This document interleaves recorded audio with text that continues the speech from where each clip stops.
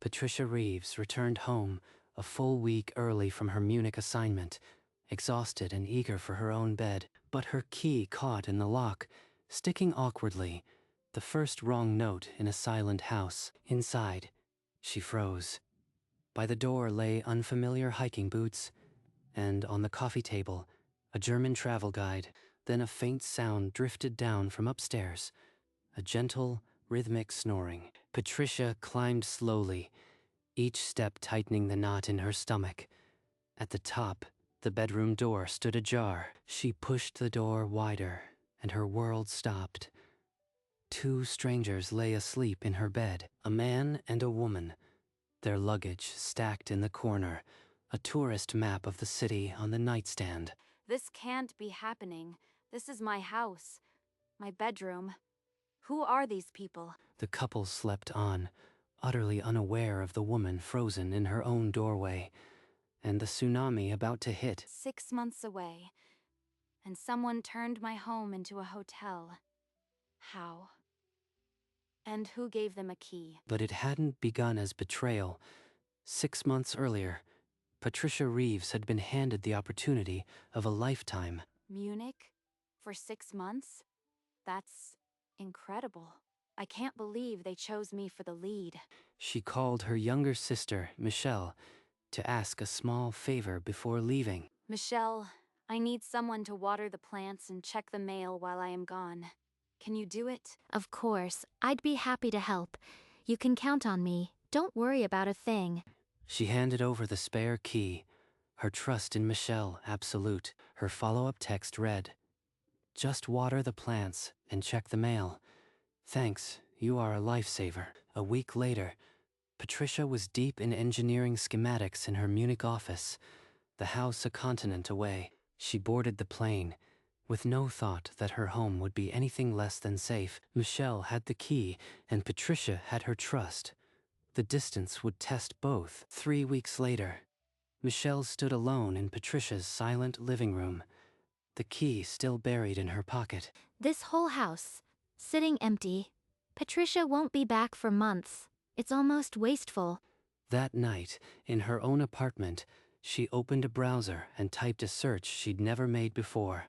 A page loaded, "Become a host." She hesitated only a moment before clicking, "List your space." Patricia will never know. A few guests, some quick cash, it's harmless. Over the weekend, she returned with her phone. Every room was captured in golden, inviting light. Perfect angle. This will rent for a small fortune. She typed a glowing description. Charming suburban retreat, quiet neighborhood, fully furnished. Host Michelle R. She uploaded the final photo, reviewed the calendar, and hit submit. The listing went live at 11:42 p.m. Somewhere in Munich, Patricia slept soundly, unaware that her home was now open to strangers. In Munich, Patricia was consumed by her project. She presented designs with confidence, time zones blurring into one long workday. She sent a quick message to Michelle. "Everything okay at the house?" Michelle replied, "All good. Plants are thriving, mail's piling up, but I am on it." 3 days later, as Michelle lounged on her couch, her phone chimed with an unfamiliar notification. The notification read, "You've got a new reservation.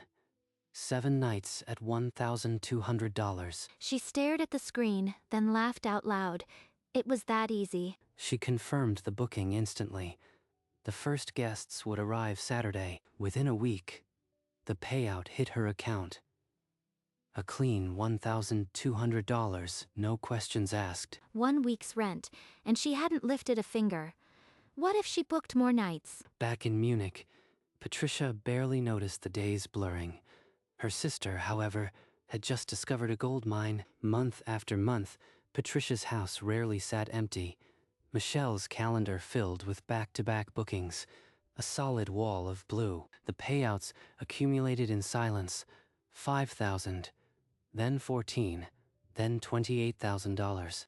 She stopped counting after 30,000. The deposits came every few days, effortless and addictive. But the house began to fray under the constant turnover. A guest reported a dishwasher that flooded the kitchen floor. The note left behind read simply, "Sorry, it overflowed. It won't drain anymore." She read the message and dismissed it. The next booking was worth more than any repair bill. A few weeks later, another guest complained of a cracked toilet tank. An out-of-order sign hung from the handle. Michelle saw the photo in her inbox and archived it without a second thought. The money was all that mattered. All of this would be Patricia's problem eventually. For now, the house was a perfect remote ATM. By month 5, the calendar was a solid block of reservations, and Patricia's return loomed unseen on the horizon. Then, with no warning, her Munich project wrapped 3 weeks early. The client signed off, the team celebrated, and suddenly Patricia had time. She could fly home now, before anyone expected her. What a surprise that would be. She decided not to send a message. No warning from Michelle. No chance for anything to be tidied up. Within an hour, she'd booked a flight.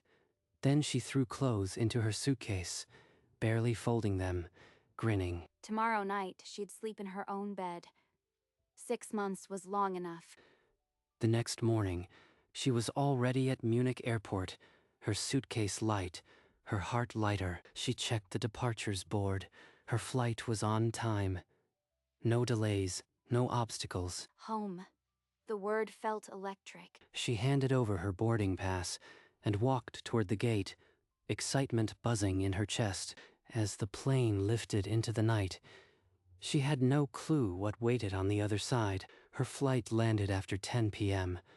She rented a car and drove through the quiet suburbs, heart full. As she turned onto her street, the house sat dark. No porch light, no glow from the kitchen. That's odd. Michelle always leaves a light on. Maybe she forgot? She pulled into the driveway and cut the engine. The silence pressed against the windows. Her hand rested on the car door. The familiar house suddenly looked foreign. It's just been a while. I am tired. That's all. She stepped out and walked to the front door, her heels loud on the concrete. The key slipped into the lock, but it turned harder than she remembered. Why is the lock so stiff? Michelle was supposed to oil it. The door creaked open. She stepped inside, into air that smelled wrong. Musty, lived in. She reached for the light switch. The light flared, and the entryway looked wrong. Hanging coats she didn't recognize. A canvas backpack slouched against the wall. These aren't my shoes. None of this is mine. What happened here? Then she heard it. A soft, rhythmic snore drifting down from the top of the stairs. She climbed, each step slower than the last. The door at the top was ajar, a pale lamp glow spilling through the gap. She saw a pair of sleeping forms in her bed, a man and a woman, utterly at ease. A German guidebook sat on her nightstand. 2 large suitcases were parked in the corner like they owned the place. 2 strangers. In my bed. This is really happening. They flew here, booked this room, my room. Who gave them a key? The couple never stirred. The snoring continued, soft and regular, as if Patricia were the intruder. 6 months away, and someone turned my home into a hotel. This is going to end. Starting now. Patricia took a steadying breath and flicked on the overhead lamp. Mr. Mueller shot upright, blinking in the sudden glare. His wife gasped and clutched the quilt. What is this? Who are you? Why are you in our room? I am Patricia Reeves. This is my house, and you are sleeping in my bed. But we have a booking. 6 more nights paid. The host, Michelle, gave us the key. She held out her phone. The screen showed a detailed Airbnb confirmation. Check in today, 6 nights, all prepaid. Michelle is my sister. She had a spare key for emergencies. Watering plants, not running a hotel. We had no idea. We're from Germany. We just wanted a holiday. This is terrible. I am not angry at you, but I need your help.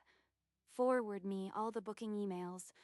I need proof. The Muellers nodded, shaken but willing. The first thread of justice was pulled. Morning light filtered through the kitchen curtains.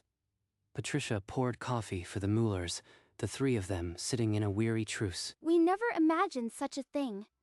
Your own sister. We are so deeply sorry. Patricia placed her laptop on the table. Forward me everything. The confirmations, the messages, the receipts. Within minutes, a string of emails landed in her inbox, every booking detail, the host's name, the payment trail. Then Patricia stepped into the hallway with her phone. First, she called Airbnb's fraud team. My home was listed without my consent. I need this account flagged and all upcoming bookings frozen immediately. Next, she dialed the police non-emergency line, calmly reporting theft of services and trespassing. We will file a complaint too. Airbnb must know. This cannot happen to others. The Muellers packed their bags and walked to the front porch, exchanging a final, hesitant handshake with Patricia. She watched them walk away, then turned back inside, her phone full of evidence, and the house finally quiet. The next afternoon, as the silence of her home pressed in, Patricia's phone lit up with a notification from Airbnb. She tapped the app and stared at the screen where her house's listing once stood. A stark red banner read, "Host account suspended." So much for a free ride. Michelle's account is frozen. Every future booking wiped out. Every pending dollar gone. The phone rang a moment later. Officer Bradley's voice was calm. "We've opened the case. Your sister will be contacted today." Thank you, officer. I have every document ready if you need them. She opened the email folder the Muellers had forwarded, and the total stared back at her. 187 nights. 187. 34,200. All funneled directly to my sister's bank account, while I worked 14-hour days in Munich. She set the phone aside and leaned against the kitchen counter, the weight of the number settling like a stone in her chest. Michelle doesn't know yet. Her account is gone. Her little empire burned, and she's still in the dark. Outside, the dusk deepened. Patricia waited, her silence sharper than any accusation. The confrontation was coming. Patricia picked up her phone, scrolled to Michelle's contact, and pressed call. The line rang twice before her sister's eager voice answered. Hey, Michelle. I wrapped up early in Munich. I am back in town. Are you free for coffee tomorrow morning? Michelle agreed without hesitation. The next morning, the two sisters sat across from each other at a quiet cafe, untouched lattes between them. You are back so soon. I thought you had another month. You look amazing. Munich must have been incredible. Munich was productive. But when I got home the other night, I found something I didn't expect. In fact, I found a lot of things. She opened her bag and slid a manila folder onto the table.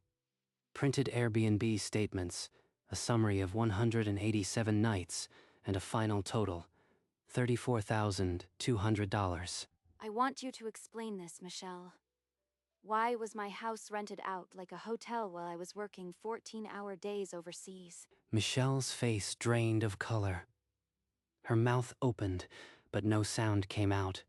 She stared at the numbers, as if they might bite. How did you? This isn't what it looks like.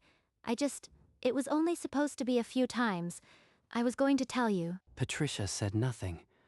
She just waited, the silence stretching until it filled the entire cafe. It was just some extra cash. The house was empty. You weren't using it. I didn't think you'd mind. Patricia tapped the stack of papers. Bank deposits totaling $34,200. The booking calendar, a solid wall of names for 6 months. 34,000? I didn't realize it had added up to that. I wasn't keeping track. You are overreacting. No one got hurt. The house is fine. Those appliances were ancient. You told me no worries every week, all while you cashed checks from strangers sleeping in my bed. Please, Patricia. I am your sister. We can fix this. Don't do anything drastic. I'll pay you back somehow. You'll pay me back because I am not giving you a choice. The police report is already filed, and Airbnb knows everything. Michelle's chair scraped the floor. She stood, face twisted, then turned and stormed out of the cafe without another word. Good. Let her run. She'll have to face this sooner or later. Patricia sat alone at the table. The evidence still spread before her.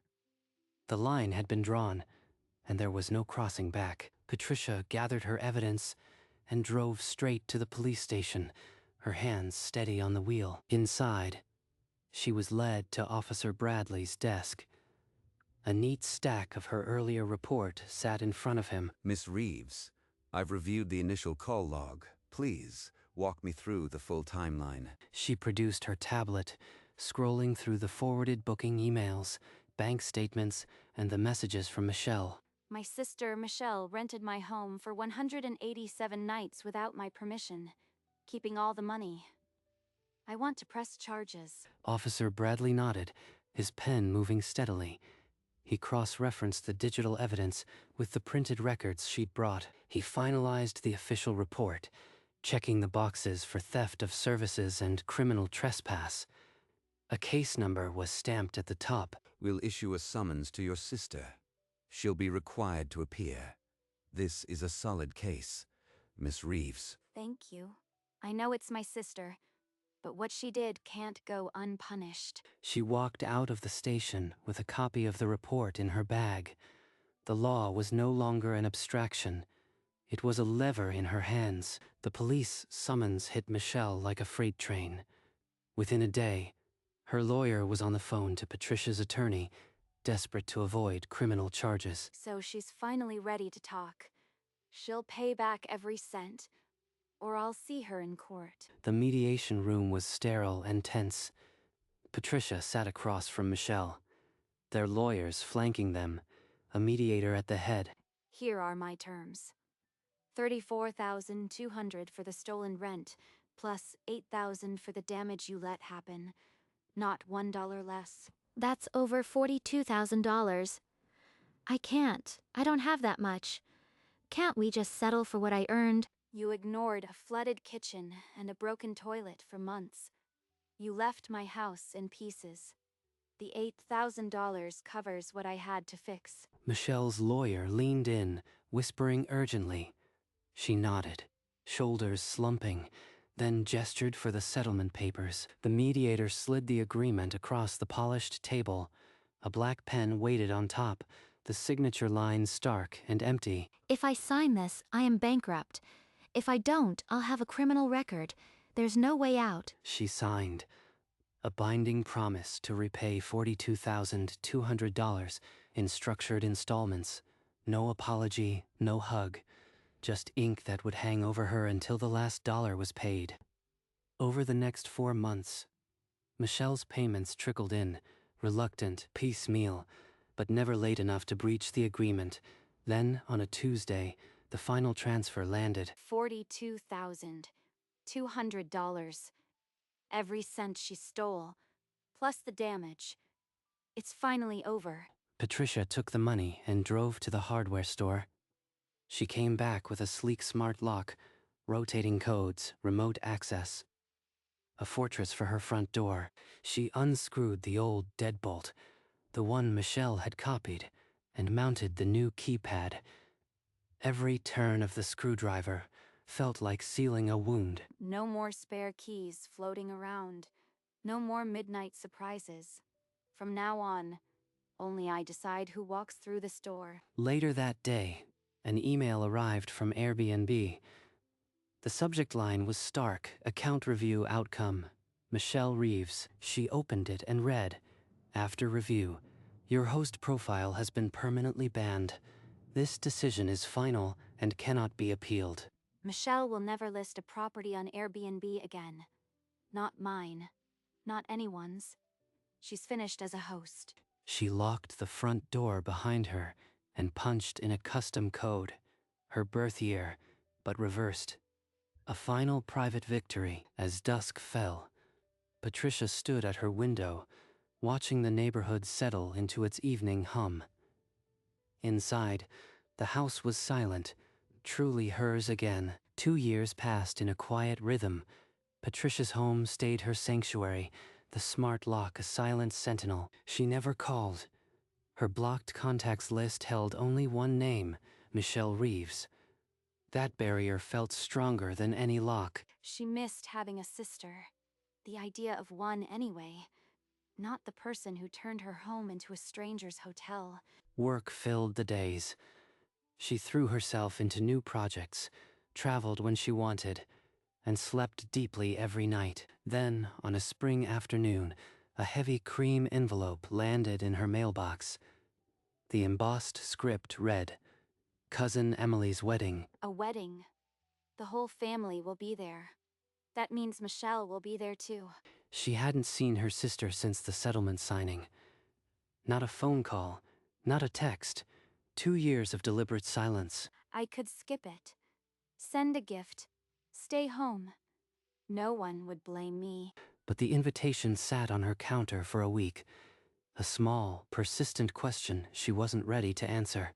2 years of quiet. One family gathering. She'd just have to see if the lock she built around her heart was as solid as the one on her door. Patricia arrived at the garden wedding alone, a navy dress her only armor. She stepped into the hum of chatter and string lights. The whole family's here. Somewhere in this crowd is the one person I came to see, and the one I fear most. Then her gaze snagged on a figure near the dessert table. Michelle, alone, champagne in hand, staring at nothing. She feels the weight before she sees her. 2 years, and that stare still burns through everything. They locked eyes across the dance floor. The noise of the party faded to a dull hum. 2 years distilled into a single heartbeat. She could just nod and turn away. No one would blame her. That would be the end of it. But neither moved. The distance between them was more than a dance floor. It was a chasm of broken trust. She came. After everything, she's still the only one in this room who really knows me. A cousin's laugh shattered the silence between them. The spell broke, but the question hung in the air. Who would take the first step? The night was still young. The wedding would force an answer, but not yet. For now, they just watched, weightless in the waiting. Michelle set down her champagne glass and walked across the dance floor, each step a deliberate, trembling choice. The last payment cleared 6 months ago. Patricia, I should have told you sooner. No lawyer. No mediator. Just her sister. Finally. After everything. I know. I got the bank statement. Patricia nodded. Once, slow, final. Not forgiveness, but acknowledgement. The debt was settled. That's all she gets tonight. No hug, no promise, but Patricia's still here, standing with her.